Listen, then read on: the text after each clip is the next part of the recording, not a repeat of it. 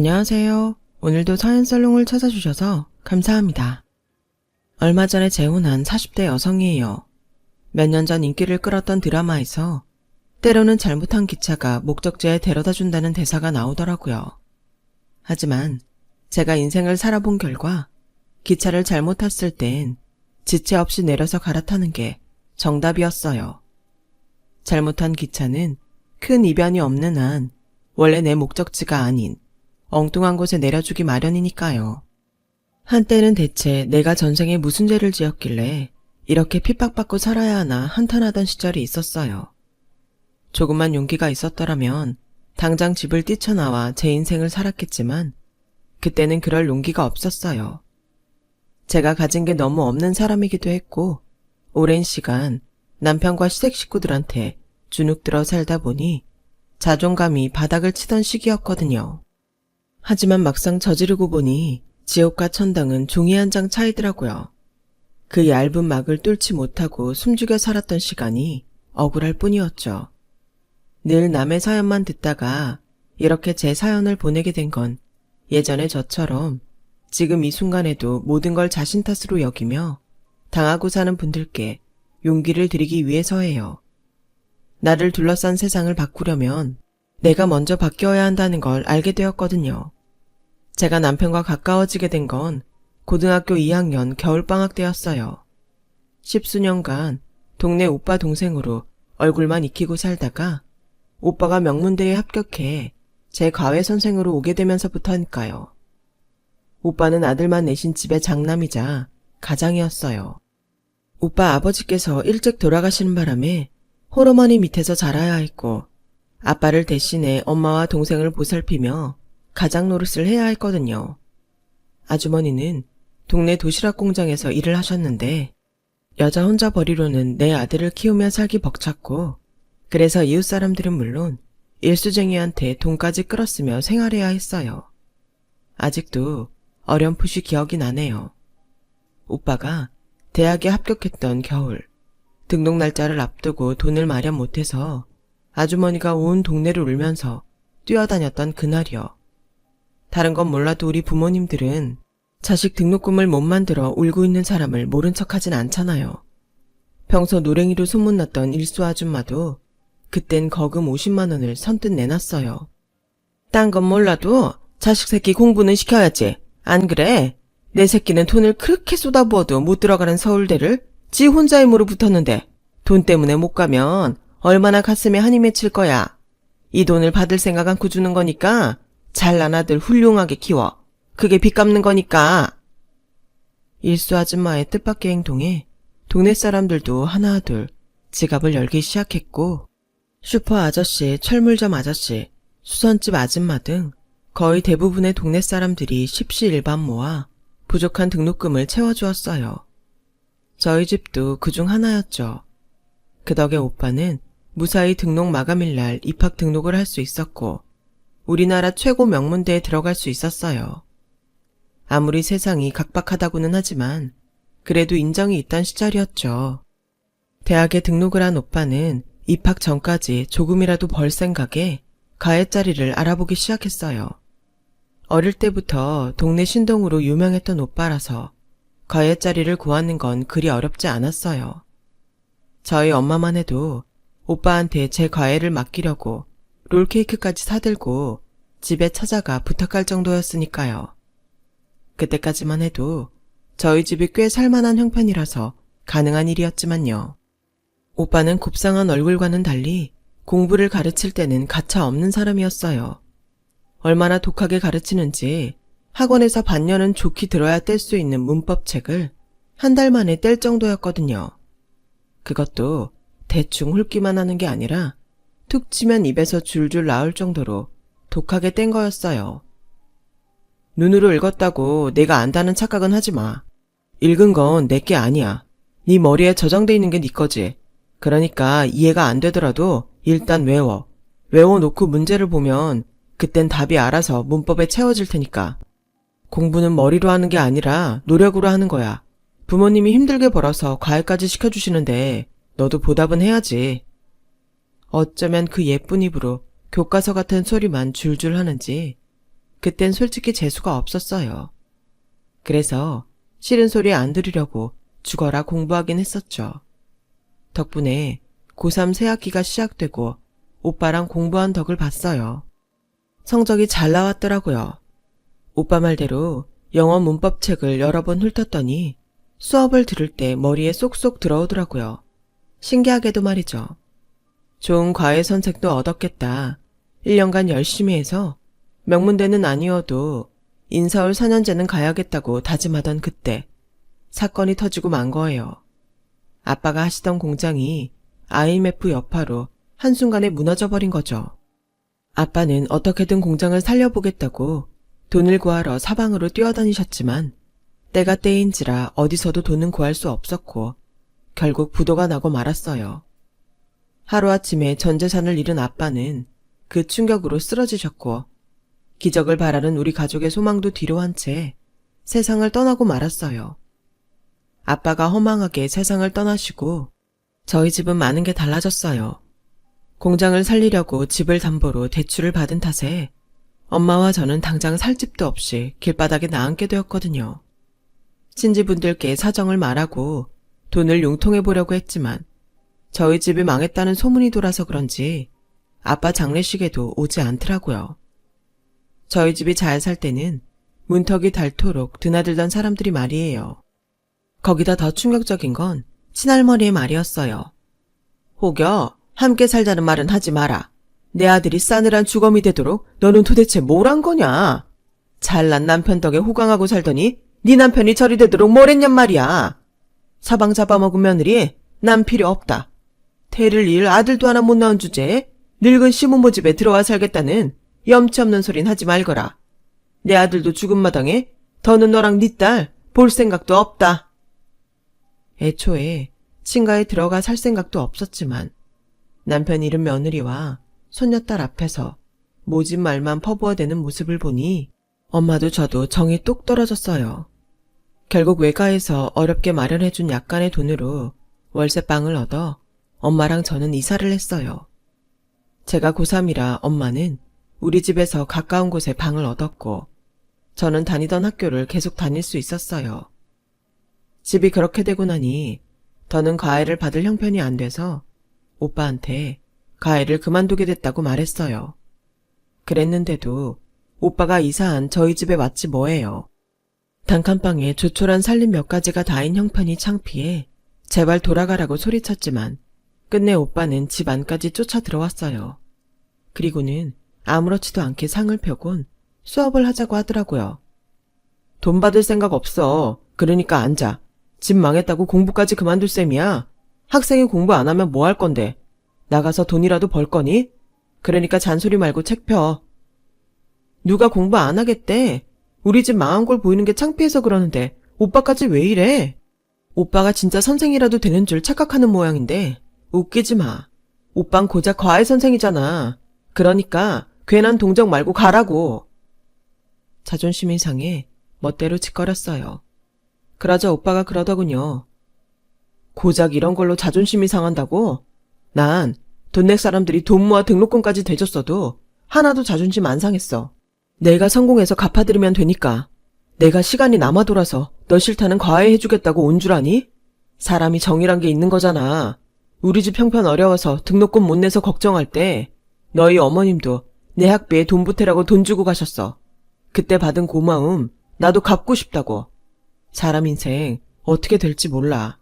지금은 힘들어도 언젠가 어깨 펴고 떵떵거리며 살 날 올지 아무도 모르는 거라고. 그러니까 철없이 굴지 말고 앉아서 책 펴.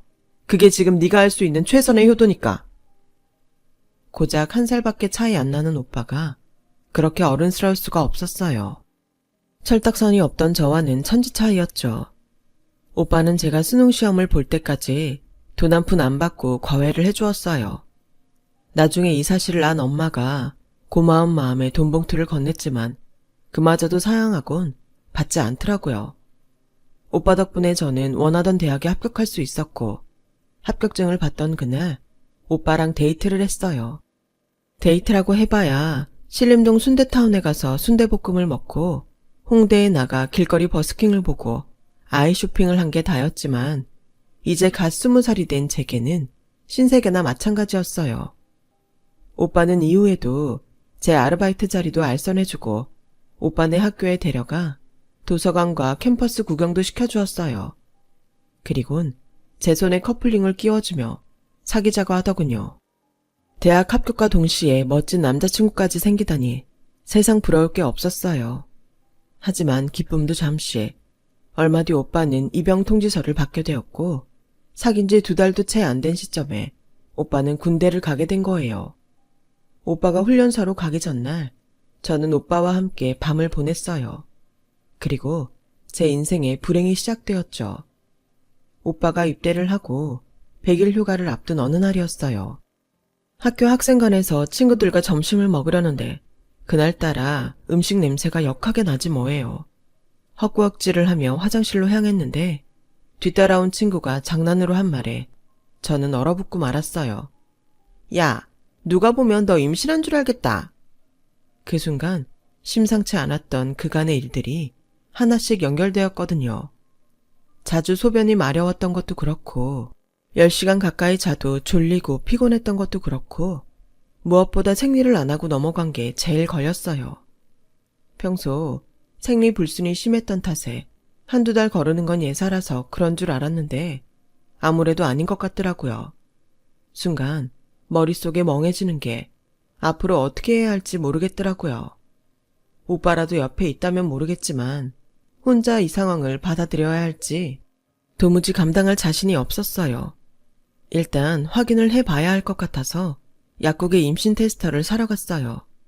하지만 막상 약사와 얼굴을 마주하니 입이 떨어지지가 않더라고요.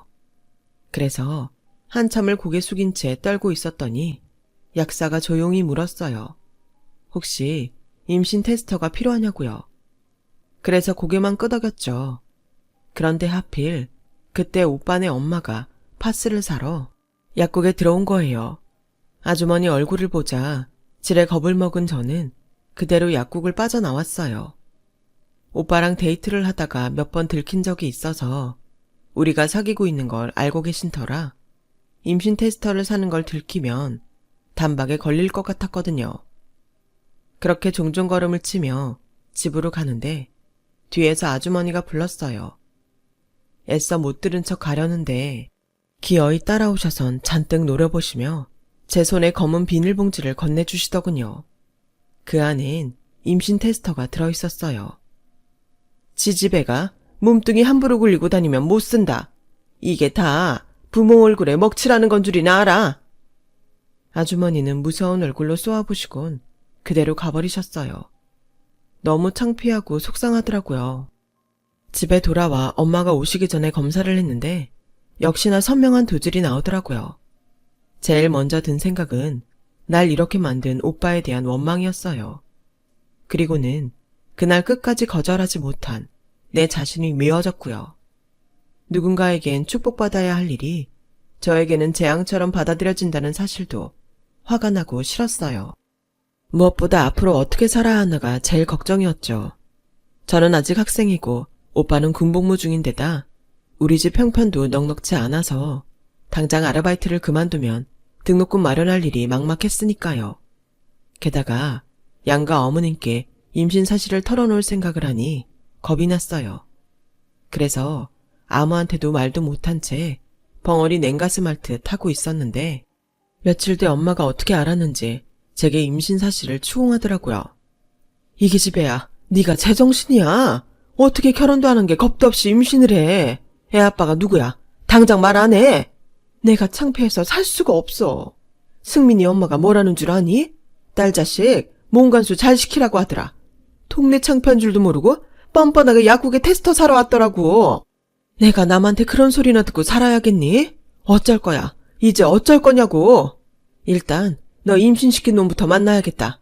일어나. 어서 일어나 앞장서라고. 가고 싶어도 못 가. 승민이 오빠 군대에 있단 말이야. 오빠한테 아직 말도 못했어.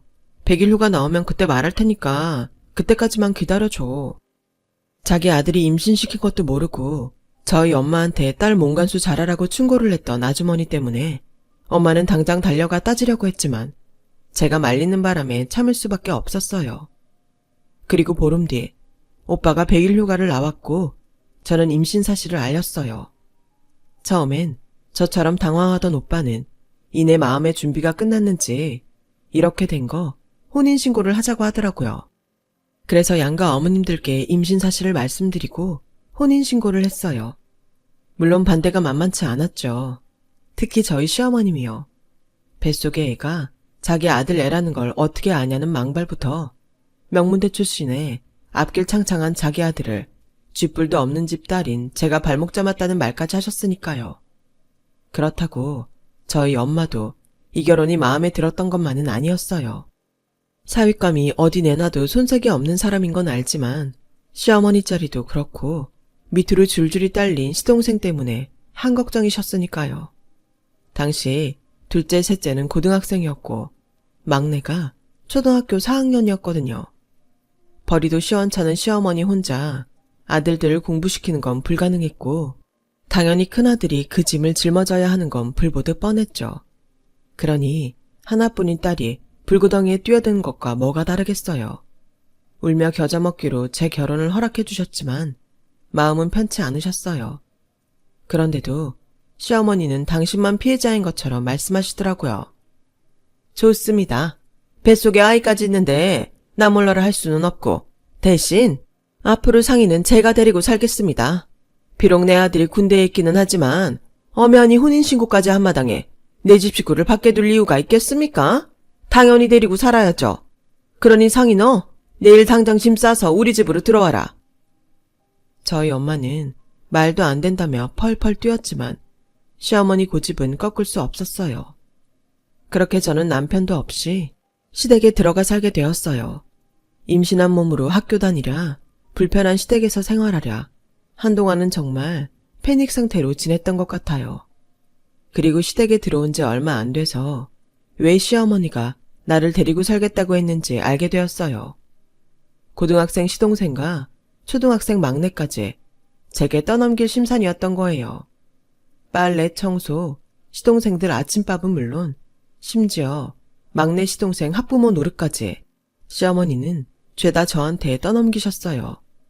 제가 집에 들어온 이후에는 퇴근도 전보다 늦으시고 친구분들과 만나 술을 드시고 오는지 몸에서 술 냄새가 진동하더라고요. 저는 어머님과 방도 같이 쓰는 처지라 안 그래도 입덧도 심한데 술 냄새 때문에 잠도 제대로 못 잘 정도였죠. 그렇게 육체적 노동과 정신적 스트레스가 극에 달하던 어느 날 결국 저는 유산을 하고 말았어요. 그러자 시어머니는 못난 며느리 때문에 손주를 안아보지도 못하고 떠나보냈다며 제 탓을 하시더군요. 누구보다 힘든 건 바로 저였는데 말이에요. 엄마가 몸 추스를 때까지라도 친정에 데리고 있다가 보내겠다고 했더니 자식 잡아먹은 게 무슨 유세라고 친정에서 몸조리를 한답니까? 너도 입 있으면 말해봐라. 네가 지금 친정 가서 두 다리 쭉 뻗고 쉴 처지냐? 내 손주는 세상 빛도 못 보고 무지개 달 건너는데? 아니지. 차라리 이참에 친정 가서 푹 쉬어라. 그리고 애도 없어진 마당에 내 아들 놔줘. 애초에 네가 몸뚱이만 함부로 안 굴렸어도 결혼 안 했을 거 아니니? 죽은 애한테 미안하지만 차라리 잘된 일인지도 모르겠다. 안 그러니? 기다렸다는 듯 저를 내쫓으려는 시어머니를 보자 오기가 생겨서 남편이 제대할 때까지 그 집에 꼭 붙어있겠다 다짐하게 됐어요. 그게 얼마나 바보 같은 생각이었는지 그땐 모른 채 말이에요. 퇴원 후 시댁으로 돌아온 저는 길을 쓰고 하루하루를 버텨냈고 드디어 남편이 제대를 하게 되었어요. 남편은 집에 돌아와서도 아이 얘기는 일절 꺼내지 않았어요. 그동안 시간이 흐르기도 했고 저를 배려해 그런 거라고 생각했죠. 남편의 복학을 앞두고 우리 부부는 중대한 결정을 내려야 했어요. 둘 다 대학에 다니는 건 사실상 불가능한 상황이라 둘 중 하나는 그만둬야 했거든요. 남편은 대학만 졸업하면 취업 가능한 서울대 출신이고 저는 그저 그런 대학 출신이니 결과는 불보듯 뻔했죠. 친정엄마는 어떻게든 등록금을 대줄 테니 졸업을 하라고 하셨지만 그럴 수가 없었어요. 제가 학업을 포기하는 건 제 등록금 때문만은 아니니까요. 엄마한테 말은 안 했지만 시동생 대학 등록금을 대야 했거든요. 거기다 생활비도 벌어야 했고요. 그래서 프랜차이즈 레스토랑에 입사 원서를 냈고 다행히 정직원으로 합격할 수 있었어요. 월급은 많지 않았지만 4대 보험도 되고 은행 대출도 가능해서 심적으로 안정이 되더라고요. 고정적인 수입이 들어오니 확실히 생활도 안정이 되어갔어요. 하지만 변하지 않은 것도 있었어요.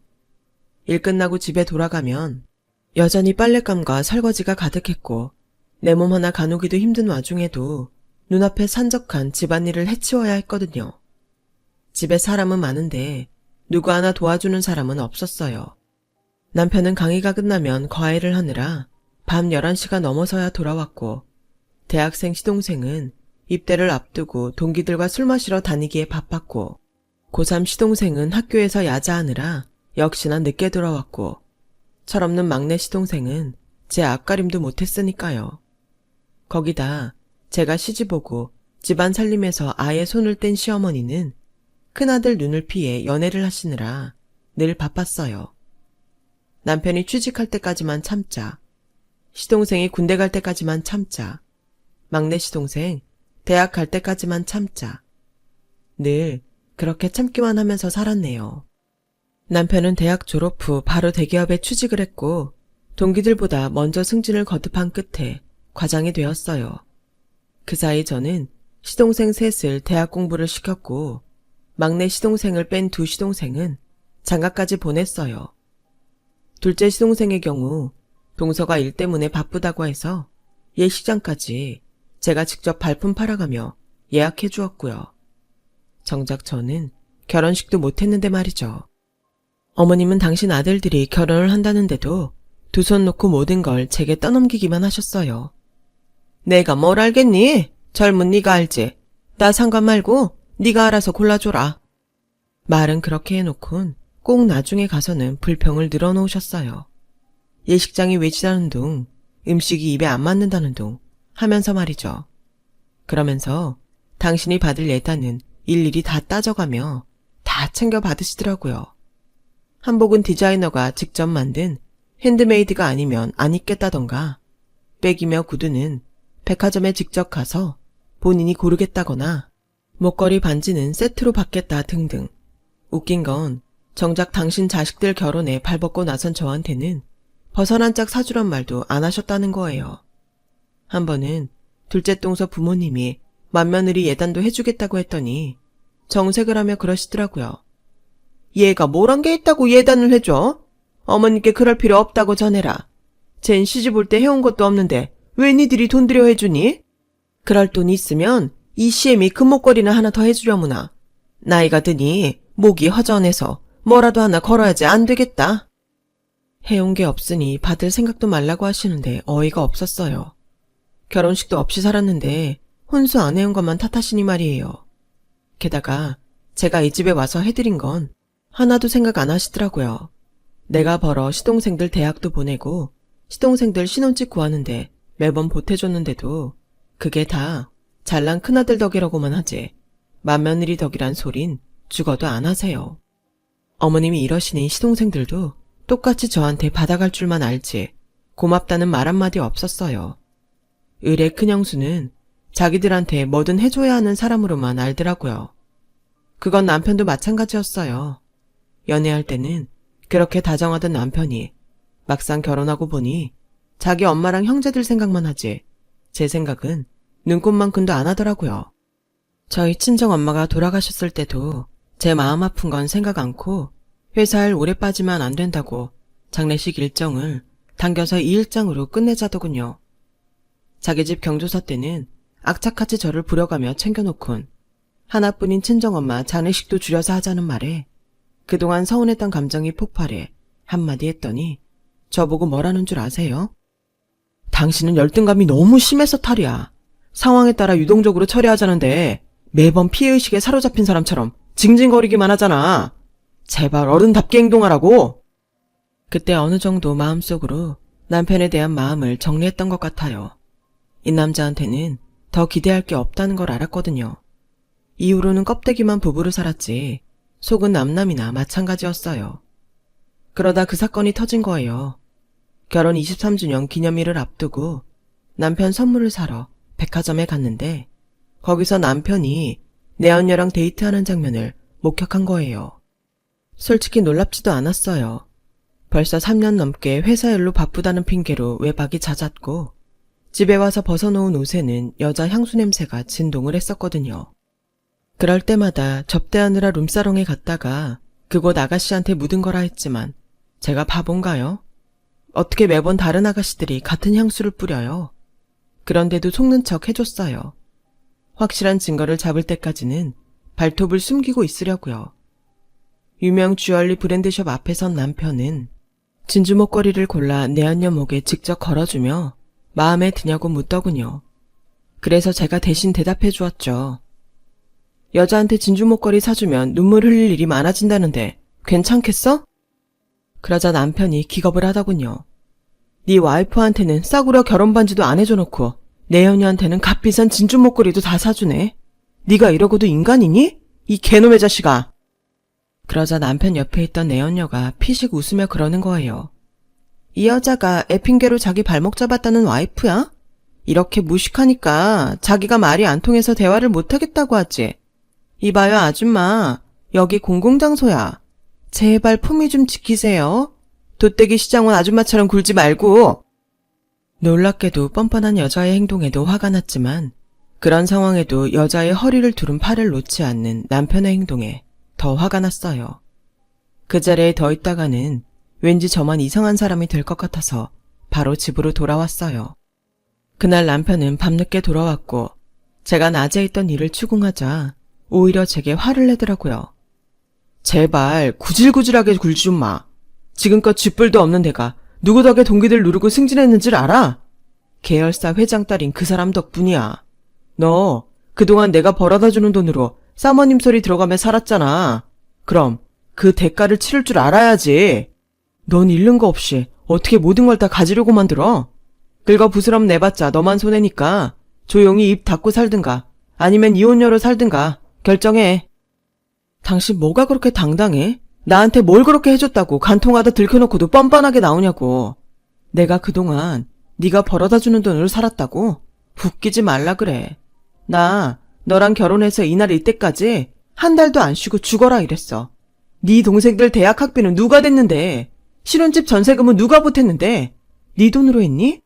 다 내가 번 돈으로 해서 보냈어. 너나 니네 집 인간들이나 이날 이때까지 내 등골 빼먹기만 했지. 나한테 해준 게 뭐 있니? 말해봐. 쥐뿔도 없는 집구석 이제 좀 먹고 살만해지니까 꼴값들 떨고 앉아있는데 야 지나가던 개가 없겠다. 네가 그 잘난 대학 나와 이 모양 이 꼴 된 거 감나무집 일수 아줌마가 알면 등록금 보태준 거 돌려달라고 할 거다. 대먹지 않은 개뼈다귀 같은 새끼야. 너 함부로 말할래? 나 더는 안 참아.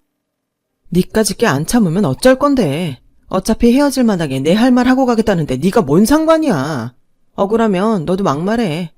하긴 네가 잘한 게 있어야 나한테 막말도 하지. 이봐요 이승민 씨. 난 더는 더러워서 너 같은 거랑 같이 못 살겠으니까 그 잘난 계열사 회장 딸 데려다가 천년만년 잘 살아보세요. 아, 그간 네 동생들한테 들어간 내 돈 다 받아갈 테니까 네 동생들한테 똑똑히 전해. 알았어? 결국 저는 재산 분할을 받고 남편과 이혼을 했어요. 그 과정에서 그동안 시동생들한테 들어간 학비며 전세 보증금, 거기다 남편 내언녀한테 상간녀 위자료까지 다 받아냈어요. 시동생들이 자기들은 돈 못 준다고 펄펄 뛰길래 남편의 간통 사실을 회사 홈페이지에 폭로하겠다고 했더니 남편이 알아서 받아주더군요. 그렇게 저는 23년간의 지긋지긋한 결혼 생활을 끝으로 돌싱이 됐어요. 그리곤 태어나고 자랐던 동네를 떠나 멀리 양평으로 이사를 했어요. 사람에 치여 사느라 지친 심신을 안정시키려고 이사를 한 건데 정작 반년도 안 돼 외로워 미칠 것 같더군요. 그래서 집 주변에 일자리를 알아보다가 어린이집 주방 아줌마를 구한다는 구인 공고를 보고 이력서를 냈어요. 프랜차이즈 레스토랑 서빙을 시작으로 20년 넘게 요식업에 종사하면서 틈틈이 따놓은 조리사 자격증 덕분에 바로 취직할 수 있었어요. 월급은 얼마 안 됐지만 일하는 시간도 짧고 힘에 부치지 않아서 저한텐 딱인 직장이었어요. 무엇보다 가까이서 아이들을 볼 수 있다는 게 최대 장점이었죠. 전 남편과 살면서 3번이나 유산을 경험한 저는 아이를 가질 수 없는 몸이 되었고, 그래서 그런지 아이에 대한 목마름이 늘 있었거든요. 그런데 직장에서 매일 아이들을 만나고 참새처럼 짹짹거리는 아이들 목소리를 들으니 마치 내 자식처럼 그렇게 사랑스러울 수가 없었어요. 그중 유독 제 눈에 들어오는 아이가 하나 있었어요. 5살짜리 여자아이인데 여느 아이들과 달리 늘 침울한 표정으로 혼자 구석에 숨어 있곤 했어요. 정확한 사정은 모르겠지만 엄마랑 같이 살지 않는지 묶은 머리가 늘 엉망이라서 선생님이 매번 다시 묶어주시는 것 같더라고요. 게다가 종종 하원 시간이 되도록 부모님이 찾아오시지 않아서 혼자 빈 교실에 남아있는 날이 많았어요. 그래서 하루는 퇴근도 미루고 아이한테 다가가 말을 걸어 보았어요. 처음엔 대꾸도 않고 눈만 말똥말똥 뜨고 있더니 제가 동화책을 읽어주자 슬그머니 다가와 제 옆에 앉더라고요. 한참을 귀 기울이고 듣던 아이는 어느샌가 잠이 들어 제 팔에 머리를 뚝 떨구더군요. 나도 모르게 아이를 등에 업은 채 교실 안을 서성였어요. 새근새근 아이의 숨소리와 내 등에 퍼지는 아이의 따뜻한 온기에 이상하게 가슴이 먹먹해지더라고요. 하늘의 별이 되어버린 내 아이들이 온전히 태어나 자랐다면 이 아이처럼 내 등에 엎여 잠들지 않았을까 하는 생각이 들어 눈시울이 붉어졌어요. 그리고 이내 눈물방울이 뚝 떨어졌죠. 2팔로 아이 엉덩이를 받치고 있느라 눈물을 닦을 수가 없었거든요. 그때였어요. 누군가 어린이집 안으로 급하게 달려들어오더라고요. 아이의 아빠였어요. 눈물이 그렁한 눈으로 아이를 업고 있는 저를 보자 아이 아빠는 당황하더군요. 그건 저 역시 마찬가지였어요. 얼른 아이를 건네주곤 조리실로 숨듯 들어가 버렸죠. 그날 이후 아이는 제가 부르지 않아도 제게 다가와 말을 걸 정도로 저와 많이 가까워졌어요. 아이 아빠가 늦는 날이면 선생님 대신 제가 아이를 맡아주곤 했는데 하루는 아이 아빠가 고맙다며 쇼핑백을 건네더라고요. 서울에 갈 일이 있어서 간 김에 하나 샀어요. 마음에 드실지 모르겠네요. 포장을 풀어보니 머플러더라고요. 남편과 23년을 살면서 단 한 번도 선물을 받아보지 못했던 저는 어떻게 반응해야 할지 몰라 얼빠진 사람처럼 서 있었어요. 그랬더니 아이 아빠가 당황한 표정으로 마음에 안 들면 바꿔다 주겠다고 하지 뭐예요. 아니에요. 너무 예뻐서 그래요. 이런 선물은 처음 받아보거든요. 감사합니다. 아, 예림이가 그러는데 조리사님이 만들어주시는 감자조림이 그렇게 맛있다고 하더라고요. 실례지만 레시피 좀 알 수 있을까요? 도우미 아줌마가 해주신 건 그 맛이 안 난다고 해서요. 부탁 좀 드리겠습니다. 며칠 뒤 저는 예림이가 잘 먹는 몇 가지 반찬들 레시피를 적어 예림이 아빠한테 전해주었어요. 그 일을 계기로 종종 예림이 아빠와 대화를 나누게 되었어요. 난임으로 고생하다 결혼한 지 10년이 넘어서야 예림이를 가졌어요. 예림이 엄마가 몸이 약해서 출산을 할 상태가 아니었는데 어렵게 가진 아이라 포기를 안 하더라고요. 결국 예림이 엄마는 예림이를 낳고 얼마 안 돼 세상을 떠났고 서울에서 회사를 운영하며 일에 빠져 살던 예림이 아빠는 아이와 많은 시간을 보내기 위해 양평으로 이사를 한 거죠. 현재는 주로 재택근무를 하고 있는데 중요한 미팅이 있을 때는 서울에 가야 해서 종종 예림이를 늦게까지 어린이집에 두곤 한다고요. 아이가 낯가림이 심해서 아이 돌보미를 고용해도 좀 저랑 같이 있으려고 하지 않아서 어린이집 원장님한테 부탁을 드렸다더군요. 저 역시 순탄치 않았던 제 결혼 생활을 숨김없이 털어놓았어요. 3번의 유산으로 아이를 가질 수 없게 된 것과 그로 인해 결혼 생활 내내 죄인처럼 살아야 했던 것까지 다요. 서로 상처가 있어서 그런 건지 예림이가 우리 둘 사이에 매개체가 되어주어서 그랬는지 예림이 아빠와 저는 마음이 잘 통했고 얼마 뒤 예림이와 함께 나들이도 다니고 집에서 함께 빵과 쿠키도 만들 정도로 가까워졌어요. 그러다 예림이 초등학교 입학을 앞두고 살림을 합치게 되었어요. 아무래도 아이가 학교에 들어가면 엄마 손이 많이 필요할 테고 어차피 할 결혼이라면 아이를 위해서 조금 앞당기자고 마음을 모았거든요. 언젠가 결혼식도 못하고 23년을 살았다는 말을 했던 적이 있는데 예림이 아빠는 어떻게 그걸 기억하곤 재혼임에도 결혼식을 하자고 했어요.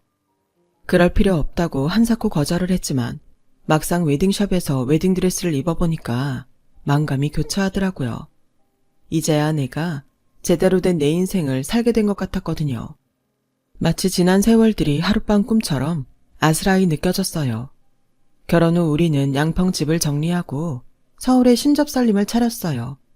그리곤 마치 처음부터 한 가족이었던 것처럼 살게 되었죠. 그러다 얼마 뒤 남편과 함께 부부 동반 동문 모임에 가게 되었어요. 결혼식을 할 때까지는 몰랐는데 남편도 서울대 출신이더라고요. 명문대라 그런가 동문들도 하나같이 대단한 사람들이더라고요. 서로 다른 분야에 있어도 학연을 통해 끈끈한 유대를 이어가는 걸 보니 문득 의문이 들더라고요. 이런 모임이 있는데 왜 전 남편은 20년 넘도록 왜 한 번도 나를 동문 모임에 데리고 나가지 않았을까 하는 거였어요. 그런데 그 순간 내 앞에 전 남편이 나타났지 뭐예요. 야, 네가 여긴 왜 와 있어? 미쳤어? 우리 이혼했잖아. 오늘 이 자리가 나한테 얼마나 중요한 순간인데 나타나서 깽판을 치려들어? 네가 달라는 돈도 다 줬는데 뭐가 부족해서 여기까지 왔냐고. 길게 말할 거 없어. 누가 알아보기 전에 당장 꺼져. 내 눈앞에서 사라지라고. 정신 차려. 나도 올만하니까 온 거야. 그리고 너야말로 정신 차려. 네가 뭐라고 위험한 마당에 내가 널 따라다니겠니? 나한테 신경 끄시고 너 갈 길 가세요. 전 남편한테 쏘아붙이곤 동문들과 얘기를 나누는 남편한테 갔어요. 그런데 전 남편이 따라오지 뭐예요. 이 인간이 미쳤나 하는 그 순간 저를 밀치곤 한 발 앞서 제 남편한테 꾸벅 인사를 건네더라고요. 그리고는 알랑방귀를 끼며 제 남편 앞에서 비굴하게 구는데 그 모습에 헛웃음이 날 정도였어요. 남편은 그런 전 남편의 말을 끊고는 먼저 저한테 사과를 하라고 했어요. 사람을 밀쳤으면 사과부터 하는 게 예의가 아니냐고요.